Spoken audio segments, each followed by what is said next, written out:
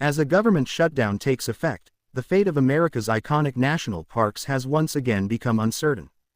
Tourists, hikers, and families planning trips to Yellowstone, Yosemite, Grand Canyon, and other renowned destinations are finding themselves caught in confusion as federal funding for park services halts.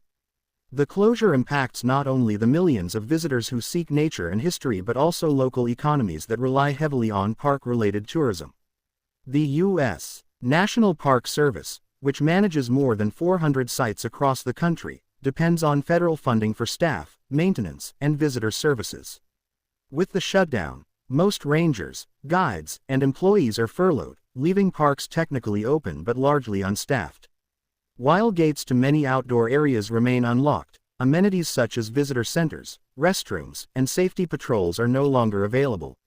For travelers arriving after months of planning, the situation is both frustrating and potentially dangerous. Visitors to national parks describe mixed scenes. At some locations, people are still entering freely to hike and camp, but without staff oversight, risks multiply. Trash collection is suspended, raising environmental concerns. Search and rescue operations, already limited, may be delayed in case of emergencies. In previous shutdowns, the lack of supervision led to damage in fragile ecosystems, from illegal off-road driving in deserts to littering near rivers and forests. This time, conservation groups are warning that the absence of oversight could leave lasting scars on America's natural treasures. Tourism operators and local businesses near park entrances are also sounding alarms. For communities in Arizona, Wyoming, Utah, Montana, and other states, the flow of visitors to nearby national parks sustains hotels, restaurants, gift shops, and guiding companies. Every day of closure can result in millions of dollars in lost revenue.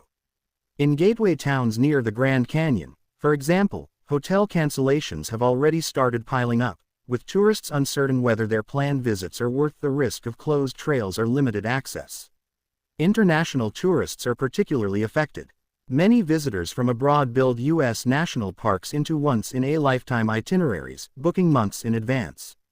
Arriving to find locked facilities or restricted access leaves them not only disappointed but also struggling to adjust travel plans. Travel agencies and tour companies are scrambling to offer alternative destinations, though few can match the grandeur of the country's parks. Political disputes in Washington continue to fuel the crisis.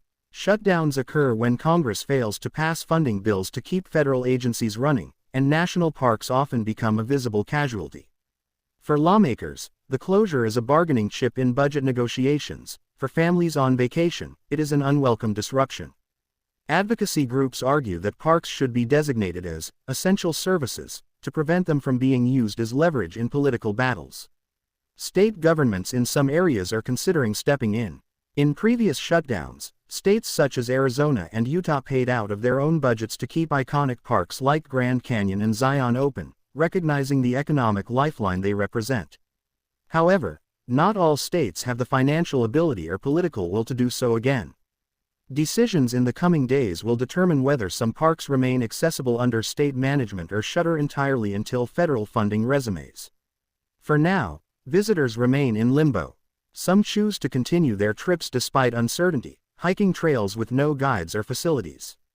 Others are turning back, unwilling to risk safety or face disappointment.